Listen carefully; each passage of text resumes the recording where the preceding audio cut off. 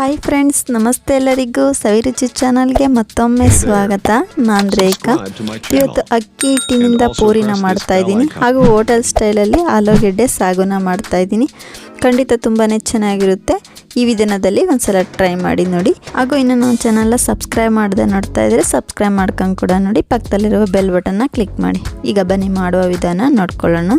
ಈಗ ಮೊದಲು ನಾನು ಒಂದು ಪಾತ್ರೆಗೆ 1 ಕಪ್ ಅಳತೆಯಲ್ಲಿ 1.5 ಕಪ್ ಆಗೋಷ್ಟು ಅಕ್ಕಿ ಹಿಟ್ಟನ್ನ ಹಾಕ್ಕೊಳ್ತಾ ಇದ್ದೀನಿ.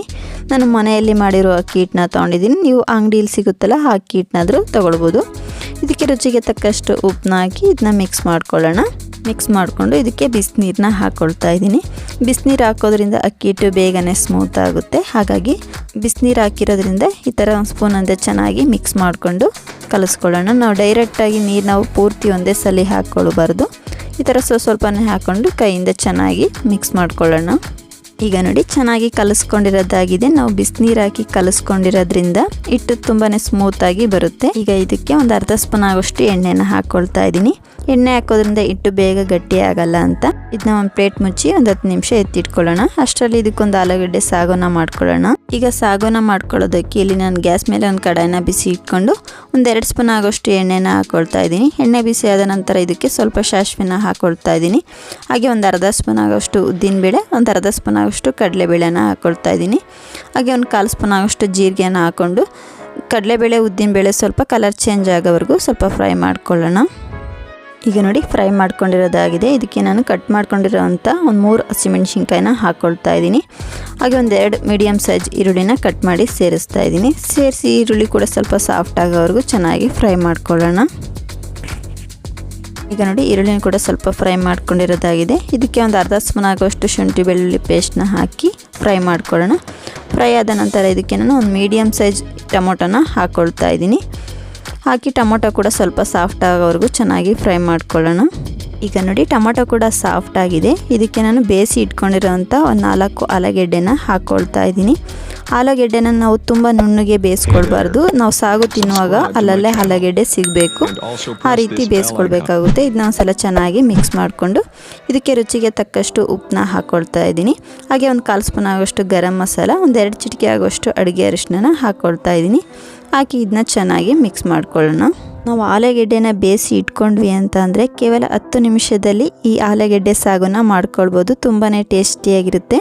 ಈಗ ನಾನು ಒಂದು ಚಿಕ್ಕ ಕಪ್ಪಲ್ಲಿ ಒಂದು ಅರ್ಧ ಕಪ್ ಆಗೋಷ್ಟು ನೀರನ್ನ ತೊಗೊಂಡಿದ್ದೀನಿ. ಇದಕ್ಕೆ 1 ಸ್ಪೂನ್ ಆಗೋಷ್ಟು ಕಡಲೆ ಹಿಟ್ಟನ್ನ ಹಾಕ್ಕೊಳ್ತಾ ಇದ್ದೀನಿ. ಹಾಕಿ ಇದನ್ನ ಚೆನ್ನಾಗಿ ಮಿಕ್ಸ್ ಮಾಡ್ಕೊಳ್ಳೋಣ. ಈಗ ನೋಡಿ, ಮಿಕ್ಸ್ ಮಾಡ್ಕೊಂಡಿರೋದಾಗಿದೆ. ಈಗ ಆಲೂಗೆಡ್ಡೆ ಪಲ್ಯಕ್ಕೆ ಹಾಕ್ಕೊಳ್ತಾ ಇದ್ದೀನಿ. ಈ ಕಡಲೆ ಹಿಟ್ಟನ್ನ ಹಾಕೋದ್ರಿಂದ ಸಾಗು ಮಂದವಾಗಿ ಬರುತ್ತೆ ಅಂತ. ಹಾಗೆ ಸ್ವಲ್ಪ ಎಕ್ಸ್ಟ್ರಾ ನೀರನ್ನ ಸೇರಿಸ್ಕೊಂಡು ನಮಗೆ ಗ್ರೇವಿಗೆ ಎಷ್ಟು ಬೇಕು ಅಂತ ನೋಡಿ ಹಾಕ್ಕೊಂಡು ಒಂದು ಪ್ಲೇಟ್ ಮುಚ್ಚಿ ಒಂದು 4-5 ನಿಮಿಷ ಕುದಿಸ್ಕೊಳ್ಳೋಣ. ಈಗ ನೋಡಿ, ಒಂದು 5 ನಿಮಿಷ ಚೆನ್ನಾಗಿ ಕುದಿಸ್ಕೊಂಡಿರೋದಾಗಿದೆ. ಆಲೂಗೆಡ್ಡೆ ಸಾಗು ಕೂಡ ಗಟ್ಟಿಯಾಗಿದೆ. ಇದಕ್ಕೆ ಕೊನೆಯದಾಗಿ ಸ್ವಲ್ಪ ಕೊತ್ತಂಬರಿ ಸೊಪ್ಪನ್ನ ಹಾಕ್ಕೊಂಡು ಮಿಕ್ಸ್ ಮಾಡಿಕೊಂಡ್ರೆ ಆಲೂಗೆಡ್ಡೆ ಸಾಗು ರೆಡಿ ಆಯಿತು. ಖಂಡಿತ ತುಂಬಾ ಚೆನ್ನಾಗಿರುತ್ತೆ. ಒಂದ್ಸಲ ಟ್ರೈ ಮಾಡಿ ನೋಡಿ. ನಾವು ಪೂರಿನ ಮಾಡ್ಕೊಳ್ಳೋದಕ್ಕೆ ಆವಾಗಲೇ ಕಲಸಿ ಇಟ್ಕೊಂಡಿರೋಂಥ ಅಕ್ಕಿ ಹಿಟ್ಟನ್ನ ನೋಡೋಣ. ಈಗ ನೋಡಿ, ಅಕ್ಕಿ ಹಿಟ್ಟು ಕೂಡ ಒಂದು 10 ನಿಮಿಷ ಚೆನ್ನಾಗಿ ನೆಂದು ಸಾಫ್ಟ್ ಆಗಿದೆ. ಇದನ್ನ ನಾವು ಸ್ವಲ್ಪನೇ ತಗೊಂಡು ಈ ರೀತಿ ಉಂಡೆನ ಮಾಡ್ಕೊಳ್ಳೋಣ. ಈಗ ನೋಡಿ, ನಾನಿಲ್ಲಿ ಹಪ್ಪಳ ಒತ್ತೋ ಪ್ರೆಸ್ನ ತೊಗೊಂಡಿದ್ದೀನಿ.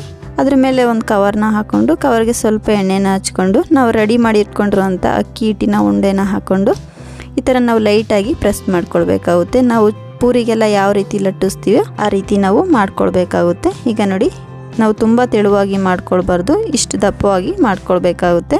ನಮ್ಗೆ ಈ ಥರ ಹಪ್ಪಳ ಒತ್ತುವ ಪ್ರೆಸ್ ಇಲ್ಲ ಅಂದರೆ ಒಂದು ಪ್ಲಾಸ್ಟಿಕ್ ಪೇಪರ್ಗೆ ಸ್ವಲ್ಪ ಎಣ್ಣೆನ ಹಚ್ಕೊಂಡು ನಾವು ರೆಡಿ ಮಾಡಿ ಇಟ್ಕೊಂಡಿರುವಂಥ ಈ ಅಕ್ಕಿ ಹಿಟ್ಟಿನ ಉಂಡೆನ ಹಾಕ್ಕೊಂಡು ಒಂದು ಚಿಕ್ಕ ಪ್ಲೇಟಿಂದ ಈ ಥರ ಪ್ರೆಸ್ ಮಾಡಿಕೊಂಡ್ರೆ ನಮ್ಗೆ ಈ ಥರ ಪೂರಿ ಶೇಪ್ಗೆ ರೆಡಿಯಾಗಿ ಹೋಗುತ್ತೆ. ತುಂಬ ಸುಲಭವಾಗಿ ಮಾಡ್ಕೊಳ್ಬೋದು. ಈಗ ನೋಡಿ, ಎಣ್ಣೆನ ಕಾಯ್ಲಿಕ್ಕೆ ಇಟ್ಟಿದ್ದೆ. ಎಣ್ಣೆನೂ ಕೂಡ ಹದವಾಗಿ ಕಾದಿದೆ. ಕಾದಿರುವಂಥ ಎಣ್ಣೆಗೆ ನಾವು ಈ ರೀತಿ ಒಂದೊಂದೇ ಪೂರಿನ ಹಾಕಿ ಬೇಯಿಸ್ಕೊಳ್ಳೋಣ. ಬೇಯಿಸ್ಕೊಳ್ಳುವಾಗ ಈ ರೀತಿ ನಾವು ಸ್ವಲ್ಪ ಎಣ್ಣೆನ ಮೇಲೆ ಹಾಕ್ಕೊಳ್ತಾ ಇದ್ದರೆ ಪೂರಿ ಚೆನ್ನಾಗಿ ಉಬ್ಬಿ ಬರುತ್ತೆ ಹಾಗೂ ಪೂರಿ ಚೆನ್ನಾಗಿ ಬೇಯುತ್ತೆ. ಹಾಗಾಗಿ 2 ಕಡೆ ಚೆನ್ನಾಗಿ ಈ ಥರ ಸ್ವಲ್ಪನೇ ಎಣ್ಣೆ ಹಾಕ್ಕೊಂಡು ಪೂರಿನ ಚೆನ್ನಾಗಿ ಬೇಯಿಸ್ಕೊಳ್ಳೋಣ.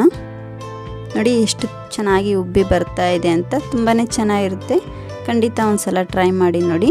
ಈಗ ನೋಡಿ, ಇನ್ನೊಂದು ಪೂರಿನ ಅದೇ ರೀತಿ ಹಾಕಿ ಬೇಯಿಸ್ಕೊಳ್ತಾ ಇದ್ದೀನಿ. ಈ ರೀತಿ ನಾವು ಸ್ವಲ್ಪ ಮೇಲೆ ಎಣ್ಣೆನ ಹಾಕ್ಕೊಳ್ತಾ ಇದ್ದರೆ ಪೂರಿ ಒಳಗೆ ಚೆನ್ನಾಗಿ ಬೆಂದಿರುತ್ತೆ, ಮೇಲೆ ತುಂಬ ಕ್ರಿಸ್ಪಿಯಾಗಿ ಚೆನ್ನಾಗಿ ಬರುತ್ತೆ. ನೋಡಿ, ಎಷ್ಟು ಚೆನ್ನಾಗಿ ಉಬ್ಬಿ ಬರ್ತಾ ಇದೆ ಅಂತ. ಖಂಡಿತ ತುಂಬಾ ಚೆನ್ನಾಗಿರುತ್ತೆ. ಈ ವಿಧಾನದಲ್ಲಿ ಒಂದ್ಸಲ ಟ್ರೈ ಮಾಡಿ ನೋಡಿ. ಈ ಅಕ್ಕಿ ಪೂರಿ ಹಾಗೂ ಆಲೂಗೆಡ್ಡೆ ಸಾಗು ರೆಸಿಪಿ ನಿಮ್ಮೆಲ್ಲರಿಗೂ ಇಷ್ಟ ಆಯಿತು ಅಂದ್ಕೊಳ್ತೀನಿ ಫ್ರೆಂಡ್ಸ್. ಇಷ್ಟ ಆದರೆ ಈ ವಿಡಿಯೋಗೊಂದು ಲೈಕ್ ಮಾಡಿ ಹಾಗೂ ಫ್ರೆಂಡ್ಸ್ ಫ್ಯಾಮಿಲಿಗೆ ಶೇರ್ ಮಾಡಿ.